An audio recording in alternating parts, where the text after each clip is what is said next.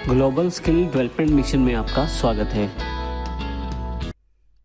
Hello friends, triple C की इस series में आपका स्वागत है। मेरा नाम है वरिंदर सिंह। पिछले सेशन में हमने देखा किस प्रकार से हम सम फार्मूलेशन को हमने किया तीन तरह से। एक बेसिक फार्मूलेशन लगाने का तरीका हमने पिछले सेशन में सीखा। इस सेशन में बात करेंगे किस प्रकार से हम अपनी इस फाइल को सेव कर सकते हैं। डिफ़ॉल्ट रूप में अगर आप देखें तो ये फाइल अभी सेव नहीं है और अनटाइटल्ड 1 लिखा आता है टाइटल बार पे। अनटाइटल्ड 1 का मतलब है कि अभी इसे हमने सेव नहीं किया है और इस फाइल का कोई भी टाइटल या नाम नहीं है। तो आइए देखते हैं फाइल को किस प्रकार से सेव कर सकते हैं।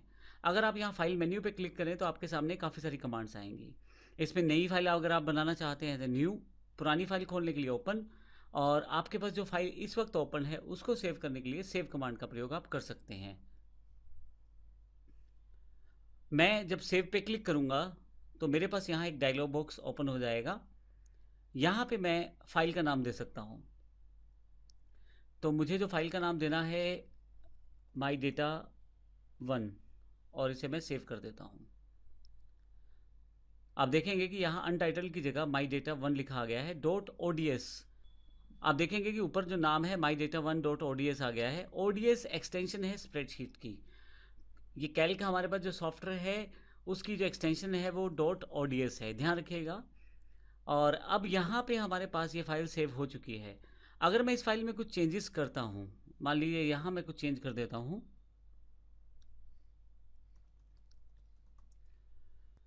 जो चेंजेस आपने किए हैं उन्हें भी आप सेव कर सकते हैं। इसके लिए फिर से फाइल पे आएँ आप और फिर से सेव का बटन दबा दें। अब की बार नया नाम नहीं मांगा जाएगा क्योंकि ऑलरेडी आप फाइल को नाम दे चुके हैं। आप इसके लिए शॉर्टकट की Ctrl+S का प्रयोग भी कर सकते हैं। अब देखिए मेरी फाइल सेव हो गई है। इसी तरह से यदि आप नई फाइल बनाना चाहते हैं तो न्यू पे क्लिक करें और यहाँ पे आपके पास जो लिब्रे ऑफिस है उसके सारे सॉफ्टवेयर्स की फाइल्स बनाने के ऑप्शंस हैं। अभी हम लोग स्प्रेडशीट में काम कर रहे हैं तो स्प्रेडशीट में Ctrl+N दबाकर भी नई फाइल बना सकते हैं, यानी कि नई स्प्रेडशीट आपके पास आ जाएगी। अगर मैं इसे क्लिक कर दूं तो आप देखेंगे यहाँ पे अनटाइटल 1 के नाम से फिर से एक स्प्रेडशीट फाइल ओपन हो गई है जो डिफ़ॉल्ट एक शीट के साथ है। अभी मैं इसे क्लोज कर देता हूँ। ये मैं फिर से माई डेटा 1 .ods यानी कि मेरी स्प्रेडशीट की फाइल जो सेव है उस पर आ जाता हूँ। इसके अलावा आप अगर ओपन करना चाहते हैं पुरानी किसी फाइल को तो ओपन कर सकते हैं। मैं ओपन पे क्लिक करता हूँ। यहाँ आपको पता होना चाहिए कि आपकी फ़ाइल कहाँ सेव है। कंप्यूटर में जहाँ भी आपने फ़ाइल सेव की है वहाँ पे आप इसे ओपन कर सकते हैं। मेरी फ़ाइल का नाम माई एम से शुरू था। एक फ़ाइल ये माई डेटा 1 है, एक फ़ाइल मेरे पास माई डेटा के नाम से सेव है। मैं इस माई डेटा .ods को ओपन करना चाहता हूँ तो फाइल पे क्लिक करना है मुझे और ओपन पे क्लिक करना है। मेरी ये फ़ाइल ओपन हो जाएगी जो दूसरी है। तो अब मेरे पास दो फाइलें हैं, अलग अलग हैं, माई डेटा .ods और माई डेटा 1 .ods। तो ओपन से आप किसी भी फाइल को ओपन कर सकते हैं। आपने जिन रीसेंट डॉक्यूमेंट्स या रीसेंट फाइल्स के साथ काम किया है वो आप रीसेंट डॉक्यूमेंट से खोल सकते हैं। यहाँ देखें, ये मेरी ओडीएस फाइल्स हैं, यानी कि स्प्रेडशीट वाली फाइल्स हैं। इससे पीछे मैं सब पहले काम कर रहा था लिब्रा ऑफिस के राइटर पार्ट से, तो CCC.odt और CCC-content.odt एक्सटेंशन के साथ वो फाइलें यहाँ पे हैं। अब इनमें से जो फाइल चाहें वो खोल सकते हैं यहाँ से। इसके अलावा आप जो फाइल ओपन है करंटली आप उसको क्लोज भी कर सकते हैं। क्लोज के लिए क्लोज पे क्लिक कर दें तो आपके पास जो फाइल खुली हुई थी वो क्लोज हो गई है। इसी तरह से विजेट्स और टेम्पलेट्स का यूज़ किया जा सकता है। आप विजेट में लेटर, फैक्स, एजेंडा इत्यादि का प्रयोग कर सकते हैं, और टेम्पलेट अगर आपके पास पहले से आपने सेव किया है तो उसका प्रयोग कर सकते हैं, नहीं तो मैनेज भी कर सकते हैं टेम्पलेट्स को। अब वर्जन्स का इस्तेमाल भी कर सकते हैं अपनी फ़ाइल में। वर्जन्स का फ़ायदा ये रहता है कि फ़ाइल एक ही रहती है लेकिन उसके अलग अलग तरह के वर्जन्स क्रिएट हो जाते हैं, जिसमें जो भी नए चेंजेस है आप एक अलग वर्जन में बना के रख सकते हैं ताकि बाद में उस वर्जन पे काम किया जा सके। और किसी कारण से आपको पुराना फाइल चाहिए हो जो सबसे पहले या दूसरे या तीसरे नंबर पे बनाया था, उस वर्जन की फ़ाइल खोल के आप उसको प्राप्त भी कर सकते हैं। देखिए जैसे मेरे पास यहाँ पे, मैं इसको डिलीट कर देता हूँ अभी। मान लीजिए मेरी वर्जन 1 की फ़ाइल है तो मैं फाइल पे जाता हूँ, वर्जन्स पे जाता हूँ और यहाँ पे मैं सेव न्यू वर्जन करता हूँ। यहाँ वर्जन 1 माई डेटा 1 सेव कर देता हूँ। ये देखिए मेरे पास वर्जन आ गया है। इसे मैं क्लोज कर देता हूँ। मान लीजिए अब मुझे कुछ चेंजेस करने हैं, ये इंग्लिश और साइंस नहीं चाहिए, मैं डिलीट कर देता हूँ। राइट क्लिक करूँगा कॉलम्स पे और डिलीट कर दूँगा। अब मैं इसको दोबारा सेव करना चाहता हूँ वर्जन्स पे, सेव न्यू वर्जन।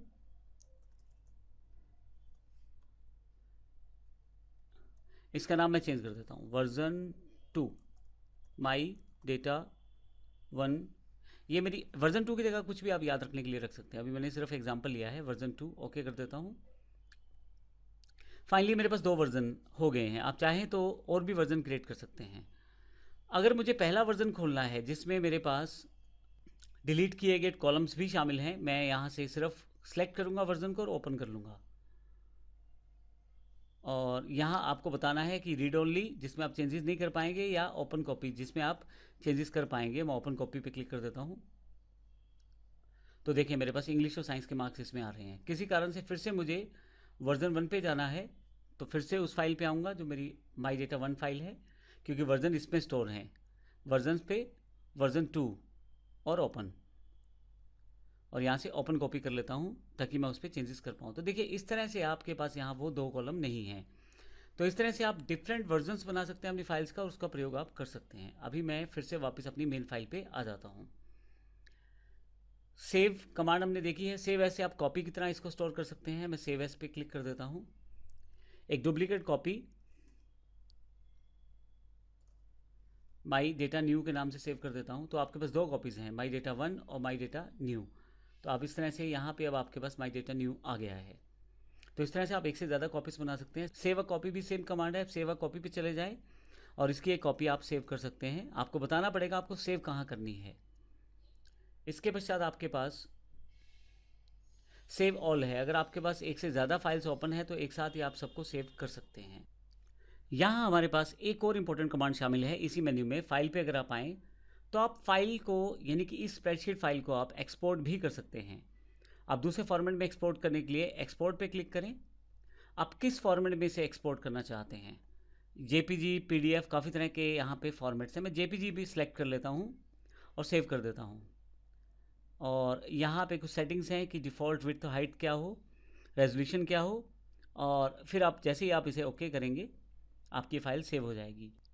डेस्कटॉप पे मेरे पास एक स्पेसिफिक फ़ोल्डर पड़ा है कन्वर्टेड के नाम से। मैं फिर से कन्वर्टेड पे आता हूँ, एंटर करता हूँ। यहाँ मेरे पास माई डेटा न्यू के नाम से एक जेपीजी सेव है। मैं इसे एंटर करके ओपन कर लेता हूँ। आपने जो जेपीजी फॉर्मेट में फाइल सेव की थी उसका डेटा आप यहाँ पे as a photo, as a JPG यहाँ पे दिखाई दे रहा है। ऊपर शीट का नाम है, उसके बाद मेरा जो टेबल था, नाम, admission date, roll number, math, Hindi, total इत्यादि, वो सारी इन्फॉर्मेशन यहाँ पे सेव है। वापस आते हैं यहाँ से। इसी तरह से मैं चाहूँ तो जो फाइल एक्सपोर्ट कर सकता हूँ पीडीएफ में डायरेक्टली भी कर सकता हूँ, या एक्सपोर्ट बटन का प्रयोग भी कर सकता हूँ। मैं एक्सपोर्ट एज पीडीएफ कर देता हूँ। यहाँ से बेसिक सिलेक्शन है आपके पास, इसे एक्सपोर्ट करता हूँ यहाँ से मैं। और आपको बताना है कि कहाँ फाइल ये आपको सेव रखनी है। सेव फिर से मेरा कन्वर्टेड फोल्डर है, वहाँ पे जाके ये फाइल सेव हो जाएगी। मैं डेस्कटॉप पे आ जाता हूँ।